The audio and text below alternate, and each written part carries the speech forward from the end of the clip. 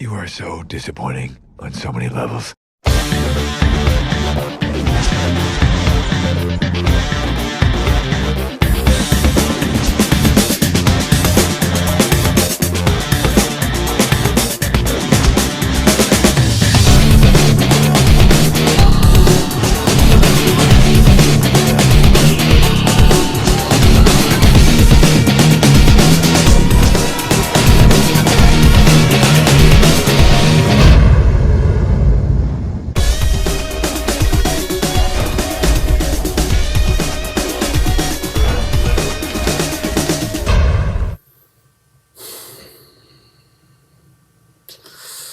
Oh, man. Guess some people just don't ever learn from J.J. Abrams or Disney. Hey everyone, it's Movie Lover 120 here, and I'm here with a brand new movie review, and this is actually for a new film that came out last night, and this is actually what is supposed to be the final blockbuster of 2021 for the 2021 movie season, and that is of course for none other than 2021's the fourth installment in this franchise, and that is for none other than The Matrix Resurrections. Now, let me recap this. Those of you that obviously do know on this channel, I absolutely love The Matrix. That is easily among one of my favorite movies in cinema, my favorite movie in 1999, my third favorite sci-fi movie of all time, and of course just one of my favorite movies of all time in general. As for the sequels, Matrix Reloaded, I find okay. It's decent. Still some enjoyable action scenes. Matrix Revolutions is probably the weakest, but even that one has some enjoyable scenes in there too. So personally, I'm going to get hate for saying this, but I like the whole trilogy. Yes, even the so-called hated sequels that I've actually kind of gone on to appreciate over time. Especially in Revolutions, I kind of appreciate a little more after this movie, but let's get on with the plot. So, 20 years after the events of Matrix Revolutions, Neo lives a seemingly ordinary life under his original identity as Thomas A. Anderson in San Francisco, with a therapist played by Neil Patrick Harris, who prescribes him blue pills to counteract the strange and unnatural things he occasionally glimpses. He also meets a woman who appears to be Trinity, but neither of them recognize each other. However, when a new version of Morpheus, I can't believe they didn't even get back Lawrence Fishburne, don't know why, offers him the red pill and reopens his mind in the world of the Matrix, which has become more secure and dangerous in the years since the Smith infection. Neo joins a group of rebels to fight a new enemy. So yeah, I love the Matrix trilogy, even the sequels I decently enjoy, but they could be better. But Revolutions did have a number of problems, so because of that, when I heard they were making a fourth one, I actually had some hope maybe like Resurrections would fix some of the problems Revolutions had. So I went and saw the movie last night. So, after seeing the movie last night, did it fix those problems? Nope! It did not. In any way, shape, or form.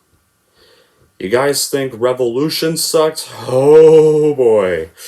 You wait till you see this. This is another one of those meta sequels that seems to only care about fan service and only be made for money.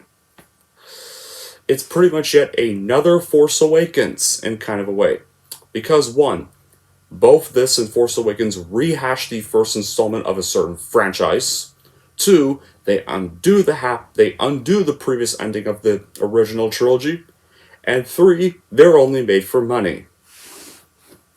Can't believe this movie is how to end the 2021 movie season.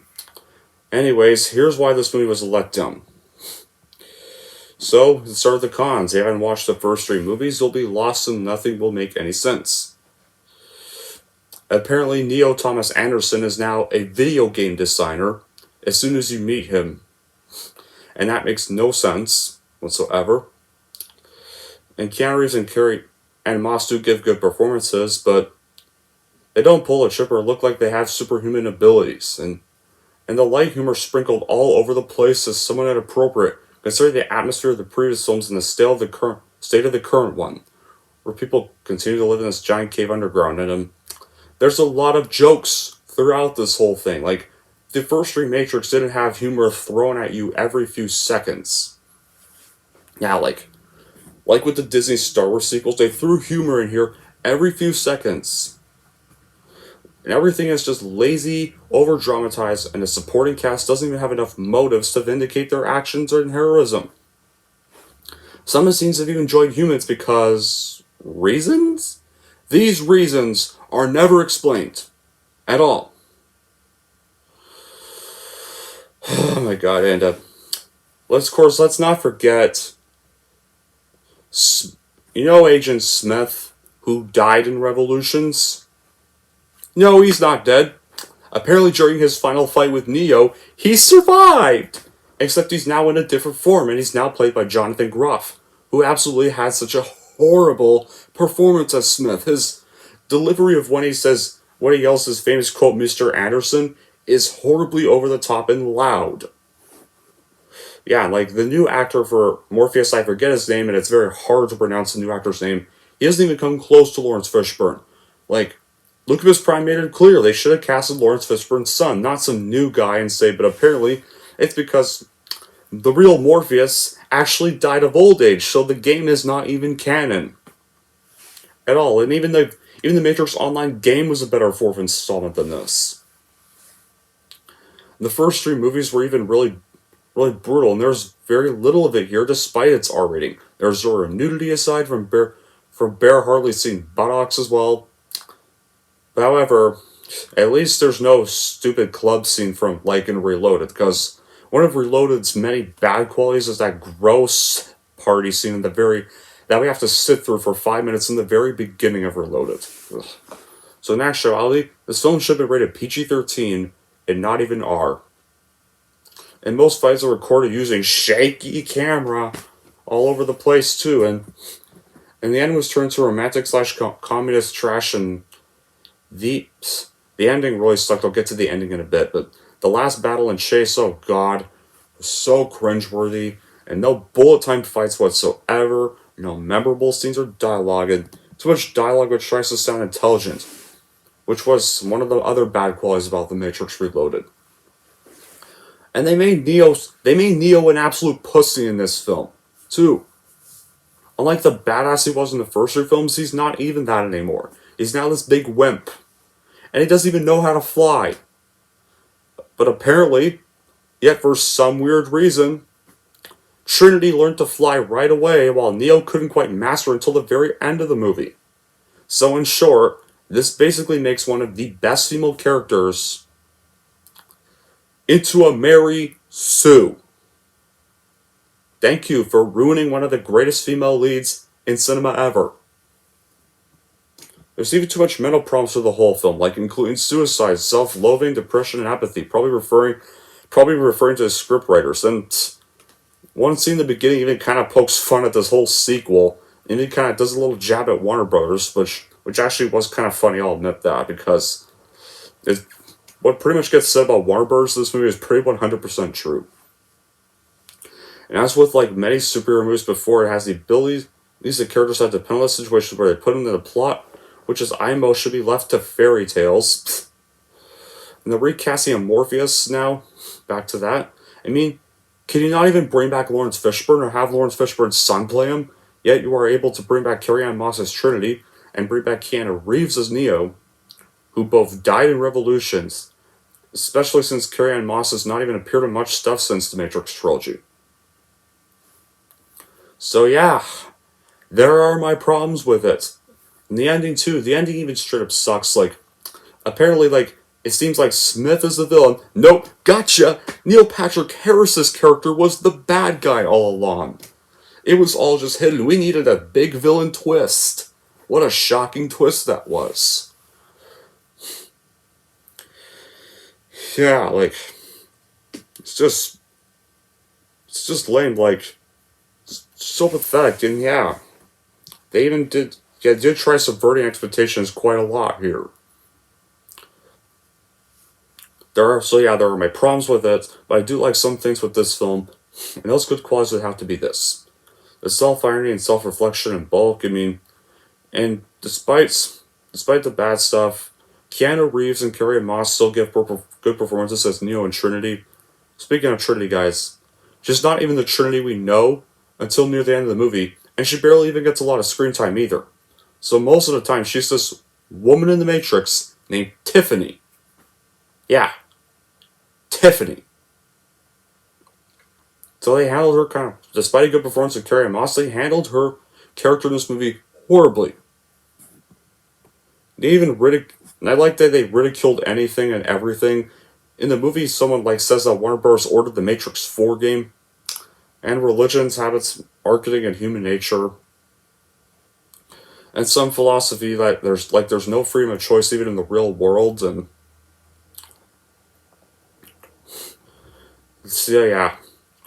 And I even hated the ending because the ending pretty much, thanks to the ending, we're probably going to get now a Matrix 5 and a Matrix 6.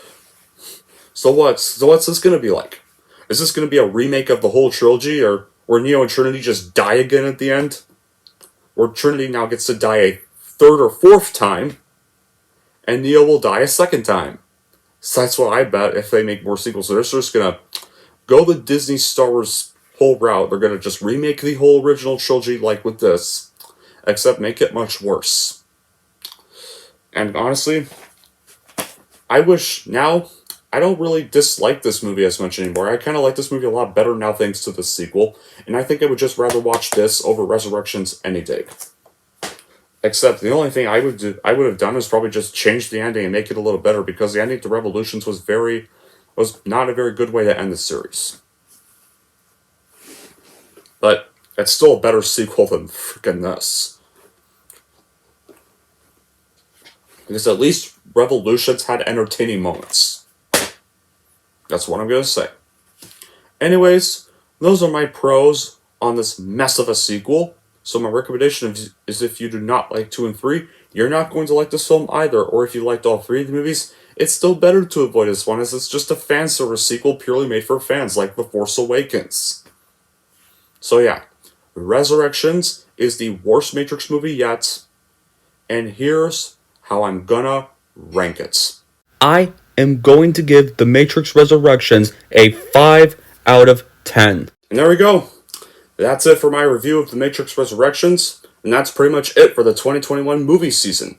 So guys, I'm gonna be taking a bit of a hiatus from YouTube for a few days, but I should hopefully be back on the 28th, because the reason I'm taking a hiatus is because I've got some relatives coming over tomorrow, and tomorrow's Christmas Eve, and I kind of want to take a bit of a Christmas break, because it's going to be Christmas in 2 days, and yeah, but I should hopefully be back on the 28th. When I do come back, I'll be making the top 11 best movies of 2021, and then the top 11 worst movies of 2021.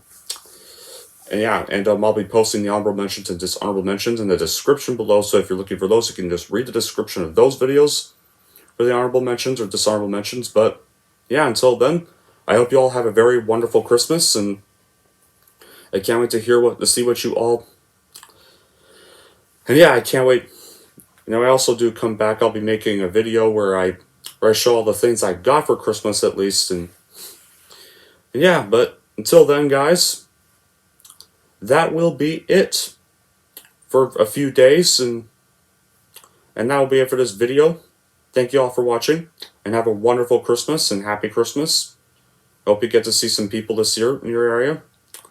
And if you like this, want to see more, then don't forget to like, subscribe to Movie Lover 120.